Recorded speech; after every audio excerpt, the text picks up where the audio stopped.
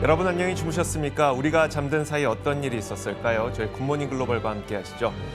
자, 미국 증시를 비롯해서 유럽 증시까지 이날 글로벌 시장 대부분이 문을 열지 않았습니다. 크리스마스 대체 공휴일로 휴장을 보였는데 그러다 보니까 미국도 그렇고요, 유럽도 그렇고 커다란 뉴스, 시장에 큰 영향을 미칠 만한 뉴스가 나오진 않았습니다. 또 게다가 연말이고 하다 보니까 시장이 열린다고 하더라도 거래는 다소 한산한 그런 모습을 보이고 있죠. 사실 올해보다는 내년이 훨씬 더 중요하기 때문에 요즘에 지금 현재 시장에 대한 판단보다는 내년 시장이 과연 어떻게 될 것이냐에 대해서 더 많은 분들이 궁금증을 갖고 있습니다. 일단 내년 한 해 동안 어떤 일이 벌어질지 지금 예상할 수는 없습니다만 단기적으로 봤을 때는 중국에 대한 기대감은 계속 높아지고 있는 것 같습니다. 지금 보니까 중국의 국경도 푼다고 하죠. 1월 8일부터 입국자 시설의 격리를 폐지한다는 소식도 있기 때문에 중국 관련된 기대감은 계속 나오고 있는 것 같습니다. 자, 그러면 저희도 이제 내년을 준비해 봐야 되겠습니다. 저희 굿모닝 글로벌과 함께 내년 시장 어떻게 준비해야 될지 함께 해보시죠. 지금 바로 시작하겠습니다.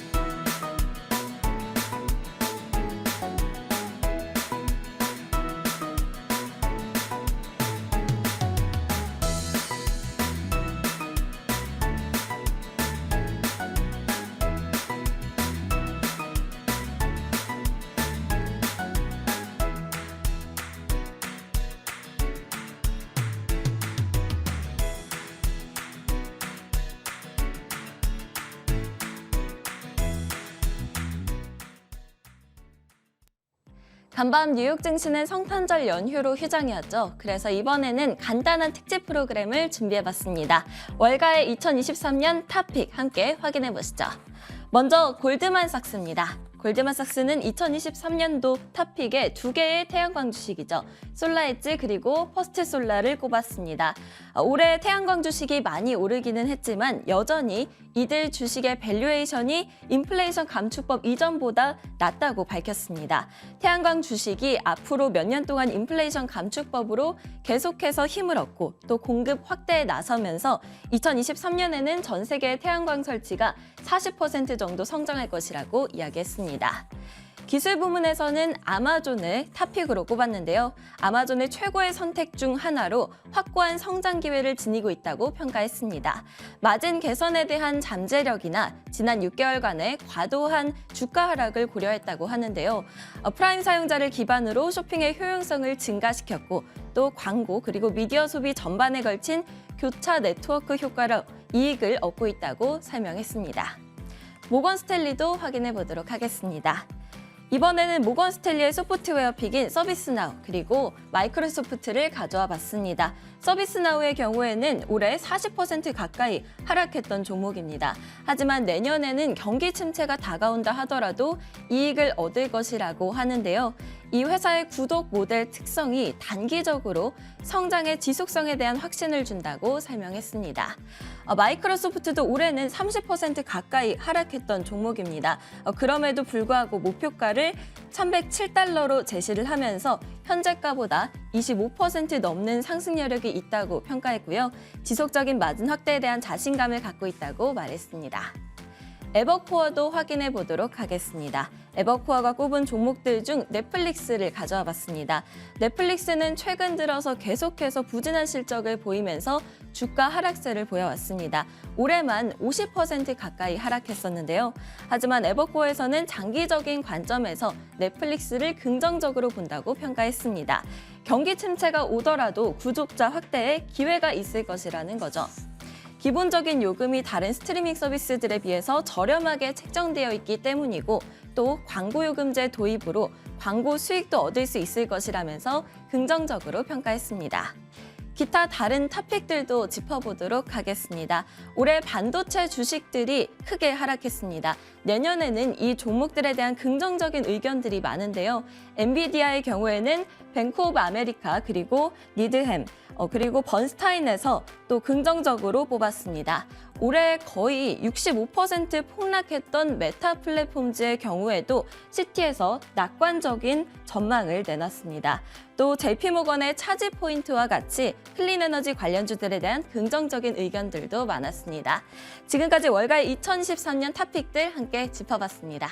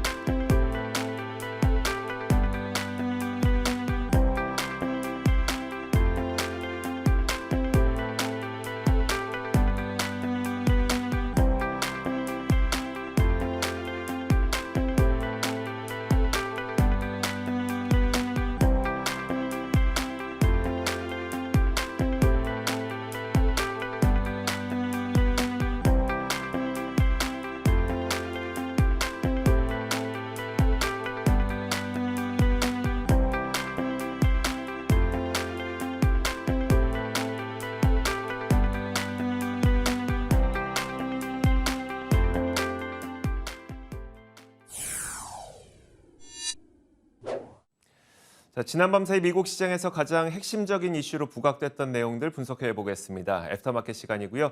김태수 미국 세무사 화상 연결돼 있습니다. 안녕하세요. 네, 안녕하세요.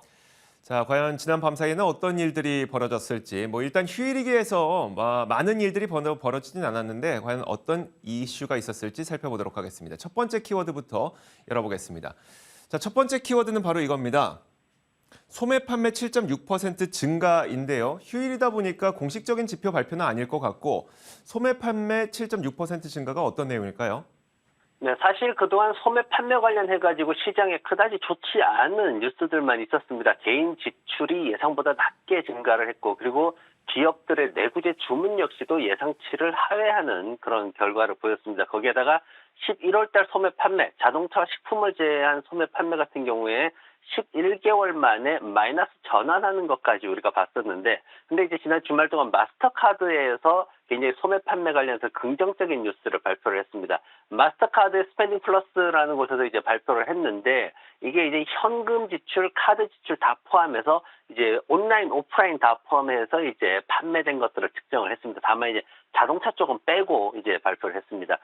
그 결과를 봤더니 11월 1일부터 12월 24일까지, 그러니까 블랙 프라이데이, 추수감사절, 크리스마스 이 시즌 다 포함하고 있는 이 소비 시즌 동안에 약 7.6% 증가를 했는데, 이게 이제 예상치였던 7.1%보다도 조금 더 높은 수치로 그렇게 나와가지고 좀 긍정적으로 그렇게 반영이 됐습니다. 다만 이제 작년에는 8.5% 올랐는데 그것보다도 좀 낮은 그런 수치였습니다. 어쨌든 최근에 보면 아마존이나 월마트 같은 경우에 이제 굉장히 그 재고 없애느라고 할인을 엄청나게 많이 했죠. 그러면서 추수감사절과 사이버 먼데이 해가지고 장난감 비롯해가지고 여러 가지 물건들이, 전자제품들 포함해서 여러 가지 물건들이 이제 많이 팔리는 이런 효과가 생겼던 거고요. 세부적으로 보면 제품 판매는 이제 조금 한 5% 정도 감소하는 모습이 있었고, 그 의류 쪽하고 외식 부분에서 4%대, 15%대 크게 증가하는 이런 모습이 있었습니다. 그리고 온라인 판매는 10.6% 증가했고요. 전년도보다는 아주 살짝 떨어지는 모습이었습니다. 그리고 사이버위크 동안에 판매된 걸 봤더니 11%나 증가하는 모습이 있었습니다. 그래서 우리가 예상했던 아주 최악의 어떤 그런 상황은 아직은 아니다라고 그렇게 보고서가 반영을 했습니다. 자, 그렇다면 미국은 워낙 소비가 이 경제의 중심이 되는 국가이다 보니까 소매 판매가 이렇게 긍정적이라는 것은 경기 회복으로 이어질 수 있다는 기대감을 가져도 되는 걸까요? 네, 지금 봐서 이제 재고를 많이 털면서 할인을 했기 때문에 이렇게 늘어났다라고 그렇게 평가가 되고 있습니다. 그래서 최근에 사실 경기가 좀 많이 어려운데, 지금 4분기 GDP에 대해 가지고 아틀란타 연준이 지금 최근에 집계를 한 게 있거든요. 보면은 4분기 실질 GDP 성장률이 얼마나 나올까를 봤는데, 기존의 2.7%에서 최근에 23일 날 발표한 거는 3.7%로 높였습니다. 이게 3분기 데이터가 올라가다 보니까 같이 올라가는 경향이 있는데, 그리고 이제 또 하나는 이제 정유부동산협회에서 내놓은 것도 개인 소비 지출하고 이제 총 투자 증가율 이런 것들을 발표를 했는데, 이것도 기존의 데이터보다는 좀 올라가서 각각 3.6%, 3.8% 이렇게 좀 기존에 예상했던 것보다는 좋아지고 있는 모습을 보이고 있습니다. 그래서 이런 데이터들을 가지고 이제 시장에서는 뭐 산타크로스 랠리 또 오느냐 뭐 이런 얘기들 하고 있는데, 그런 쪽보다는 경기 침체에 대한 압박이 아직까지 많이 남아 있는데, 이게 그래도 경착륙이 아니라 연착륙으로 갈 수 있다, 이런 희망을 주는 정도로 그렇게 해석이 되고 있습니다. LPL 파이낸셜에서 지금 얘기한 거를 보면은 S&P 500이 요 기간 동안에, 산타랠리 기간 동안에 평균 1.3% 정도 이렇게 수익률을 내줬는데, 문제는 뭐냐면은 산타랠리가 안 올 때가 가끔 있었어요. 근데 산타랠리가 안 오게 되면은 그 다음 해에 굉장히 좀 안 좋은 그런 결과가 나왔기 때문에 그런 부분들을 좀 주의를 해야 된다고 얘기를 했고, 그리고 지금 미국 시장 같은 경우에는 사실 심리적으로 굉장히 좀 안 좋은 그런 국면이 있습니다. 뱅크 오브 아메리카나 시티그룹, 버클레이 이런 쪽에서 이제 나온 얘기가 지난주에 420억 달러나 순유출이 지금 기록이 됐다 하면서 역사적으로도 굉장히 큰 데이터이기 때문에 그런 측면에서 좀 심리적으로 많이 안 좋은 상황이다. 그리고 베테랑 헤지펀드 매니저로 알려진 데이비드 테퍼라는 분 같은 경우에도 내가 이 하락이 예상이 되기 때문에 공매도로 난 수익을 내겠다, 뭐 이렇게까지 또 얘기를 해가지고 좀 시장의 전반적인 투자 심리가 굉장히 위축되어 있다는 거고, 이런 어떤 데이터가 조금 좋게 나오더라도 시장에서 2023년도에 침체가 나올 거는 거의 확실시되고 있다, 이렇게 평가를 하고 있고, 다만 얼마만큼의 깊이로 들어갈 거냐, 얼마나 길게 갈 거냐라는 부분에 있어가지고 조금씩 긍정적인 신호들만 해석되고 있습니다. 알겠습니다. 지난밤 사이 발표됐었던 이 소비와 관련된 지표, 미국의 소비가 여전히 견조하다는 것을 보여줬지만 견착륙을 좀 피할 수 있는 정도로 시장에서는 해석하고 있는 것으로 보입니다.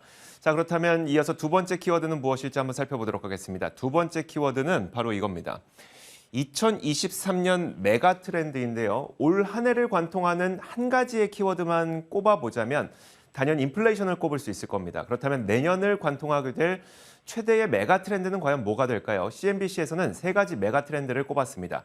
자, 일단 첫 번째 메가 트렌드를 살펴보면요. 바로 첫 번째는 디스인플레이션입니다. 물가 하락에 대한 의미가 아니고요. 물가를 낮추기 위한 금융통화 정책을 바라는 게 바로 디스인플레이션인데, 아마 내년 한 해 동안 이 디스인플레이션이 굉장히 커다란 키워드가 될 것으로 월가에서는 전망을 하고 있습니다. 특히 모건 스탠리에서는 전 세계가 인플레이션이 4분기에는 정점을 찍고, 물론 미국은 정점을 찍었습니다만 아직 정점을 못 찍은 국가들도 있기 때문에 전 세계 인플레이션은 4분기에 정점을 찍고 디스인플레이션은 내년을 관통하는 키워드가 될 것이다 라고 얘기를 했습니다. 웰스파고에서는 이제 미국에 중점을 둬서 평가를 내렸는데요. 미국의 CPI가 올해 7.2%에서 내년에는 5.2%로 의미 있게 둔화할 것이다 라고 이야기를 했습니다. 자, 두 번째 메가 트렌드로 꼽히는 게 바로 이겁니다. 연준의 긴축 중단과 달러 약세인데요. 모건 스탠리는 내년 11개 중앙은행 가운데 4곳이 긴축을 중단할 것으로 전망을 했습니다. 그렇게 된다면 당연히 강달러도 다소 완화되는 모습을 볼 수가 있다는 것이겠죠. 자, 긴축 중단과 함께 약달러가 발생할 가능성이 높은데, 자, 그러면 약달러가 어느 정도 발생할 것인지까지 모건 스탠리에선 정리를 했습니다. 2024년까지 12.5% 하락할 전망으로 내놓았는데, 그 말은 올 한 해 들어서만 한 13%가량 강달러가 발생을 했죠. 그러니까 이 강달러가 발생했던 것을 거의 2년에 걸쳐서 되돌릴 것이다 라고 전망을 하고 있는 겁니다. 차근차근 진행이 될 것으로 전망한 거고요. 자, 마지막으로 세 번째 메가 트렌드는 바로 이겁니다. 여러분들께서도 많이 주목하고 계시는 그 부분인데요. 중국의 부활입니다.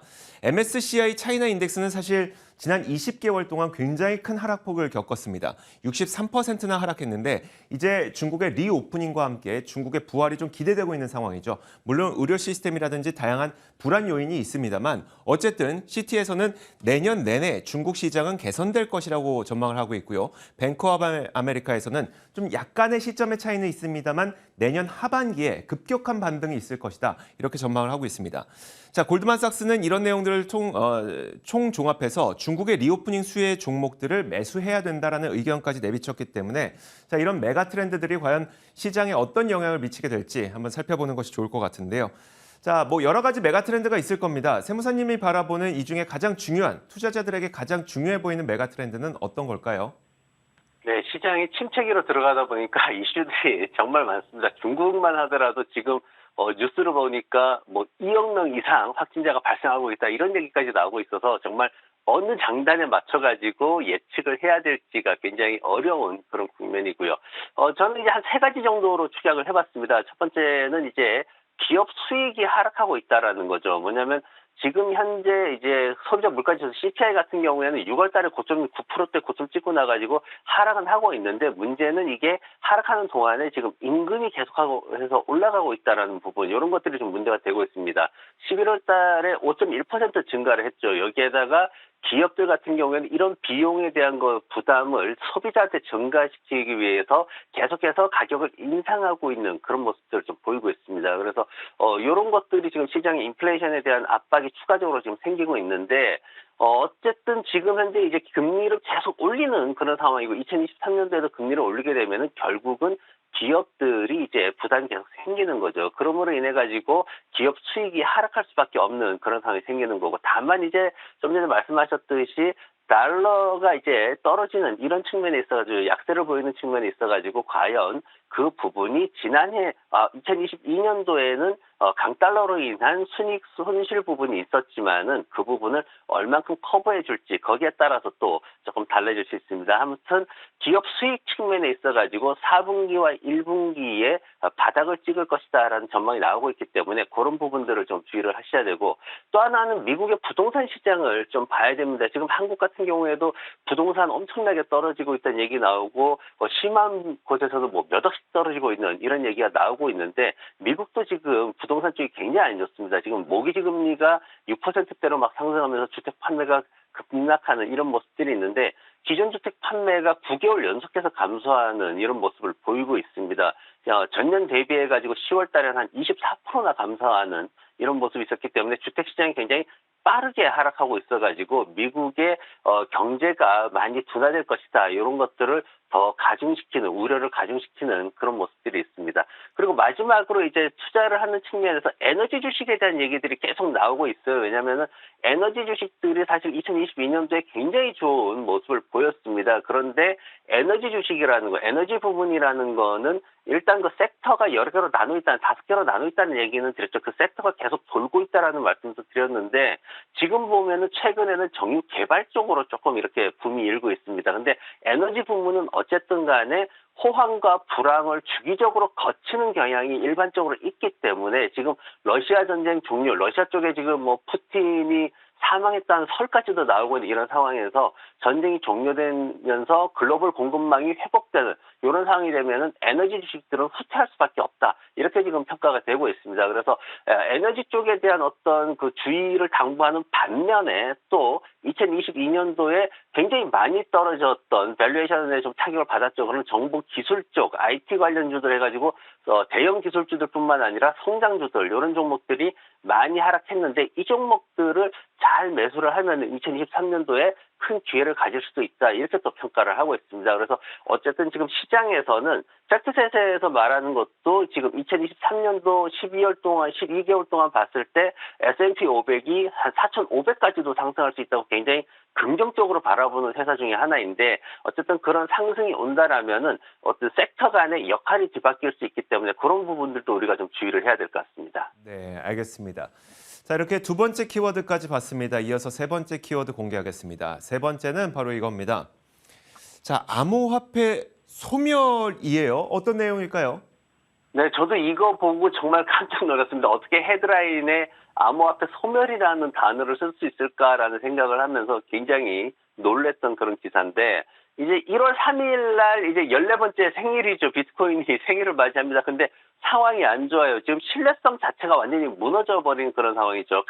가격은 지금 버티고 있는데 시장 내부적으로 보면은 굉장히 신뢰성이 무너지면서 유동성 자체가 줄어들어 있는 그런 모습입니다. 법적인 분쟁들도 굉장히 많이 일어나고 있고 블락웨어 솔루션이라는 회사는 지금 또 계약 위반, 뭐 기만적인 거래 이런 것들 해가지고 또 고객들로부터 지난 주말에 소송을 당하고 있고 계속해서 끊임없이 이런 모습들이 나오고 있습니다. 거기에다가 겨울 폭풍이 몰아쳤는데 이 겨울 폭풍 몰아친 게 결국은 비트코인 채굴업자들한테 직접적인 타격을 미쳤습니다. 이 채굴하는 게 한 40% 정도 가동률이 떨어져 버렸는데 전기를 공급을 못하다 보니까 가동률 자체가 중단돼 버리는 이런 모습들이 있었습니다. 그러면서 이제 사이언티픽 같은 경우에는 지금 파산 신청을 내버리는 이런 상황도 생겼고요. 굉장히 심각한 경고가 주말 동안에 계속해서 이어지고 있습니다. 이런 가운데 이제 유럽 퍼시픽 캐피탈의 이제 CEO죠. 이 피터라는 분이 나와가지고 한 얘기가 뭐냐면은 지금 암호화폐 겨울이라는 용어를 다들 쓰고 있는데 이게 적절하지 않다. 겨울이 아니고 이건 암호화폐 소멸이다. 이렇게까지 굉장히 무서운 경고를 내렸습니다. 근데 사실 이분이 단순하게 지금만 한 게 아니라 지난번에 5만 달러 넘어가가지고 정말 끝없이 올라갈 것만 같을 때도 그때도 이 같은 얘기를 했습니다. 영구적으로 0으로 내려가는 것은 불가피한 일이다. 이렇게 또 얘기를 했기 때문에 이분 같은 경우에는 지금 보는 게 시장에서 어떤 흐름을 봤을 때 9,550달러까지 내려갈 수 있다. 지금 시장에서 이렇게 보는 분들이 많거든요. 그래서 그 정도까지 갈 수 있고 후반으로 가게 되면은 다시 3만 달러까지도 올라갈 수 있다. 이렇게 굉장히 그 어떤 펀더멘탈은 배제돼 있죠. 그런 측면에서 수급만 있는 상황에서 굉장히 확신할 수 없는 변동성이 커지고 있기 때문에 거기에 따라 가지고 좀 투자자분들이 좀 주의를 해야 될 것 같습니다. 자, 암호화폐 미래를 우리가 예측할 수는 없습니다만 어쨌든 불안 요인들이 상당히 많은 것은 사실인데요. 그렇다면 암호화폐를 좀 대체할 만한 투자처가 요즘에 떠오르고 있을까요? 네, 유럽 퍼시픽에서 지금 얘기를 한 거는 이제 세 가지 정도의 대안을 얘기를 했는데 첫 번째는 금을 얘기를 했어요. 왜냐면은 비트코인이 무너질 때 비트코인이 어디로 가냐를 봤더니 유형 자산을 기반으로 한 새로운 암호화폐 시스템이 나올 것이다. 이렇게 평가를 했습니다. 그러면서 금을 가장 먼저 선택을 하게 될 것이다라고 해가지고 단순하게 안전자산으로서의 금이 아니라 금을 유형자산, 기초자산으로 하는 비트코인이나 다른 코인 형태의 투자 상품들이 생길 것이다라는 그런 예측을 내놨습니다. 그래서 그쪽 시장에 대해서 조금 관심을 가져보라고 얘기를 했고요. 또 하나는 배당 주식에 대해서 또 얘기를 했습니다. 항상 이제 경기 침체기에는 배당 관련된 것들이 나오는데 특히 이제 유로 퍼시픽에서 찍은 거는 담배 기업을 찍었습니다. 그러면서 이제 브리티시 아메리칸 토바코라는 회사하고 그리고 우리가 알고 있는 필립 모리스 이 두 회사를 적었습니다. 각각 7.3%, 5%의 높은 배당을 자랑하는 그런 회사들인데 이 회사들을 좀 관심 있게 보라 그랬고 마지막으로 내놓은 게 농업주입니다. 뉴트리언이라는 회사를 특히 관심 있게 보는데 어쨌든 먹고 살아야 되니까 농업주는 방어, 해지 성격으로 보유하는 게 좋다 이렇게 얘기했습니다. 그 외에도 보면은 헬스케어 분야의 에버트 연구소라든가 주택 수리하는 홈디퍼 아니면은 반도체 성장 쪽에서의 시노십스 이런 회사들을 갖다가 시장에서는 경기 침체의 기간에 투자할 수 있는 종목으로 보고 있습니다. 여전히 내년에도 방어적인 섹터와 방어적인 주식들을 좀 관심을 가지라고 월가에서 수많은 조언이 나오고 있는 것 같습니다. 자, 이렇게 지난 밤 사이 미국 시장에 있었던 여러 가지 이슈들 살펴봤습니다. 애프터마켓 시간이었고요. 김태수 미국 세무사와 함께했습니다. 고맙습니다. 네, 고맙습니다.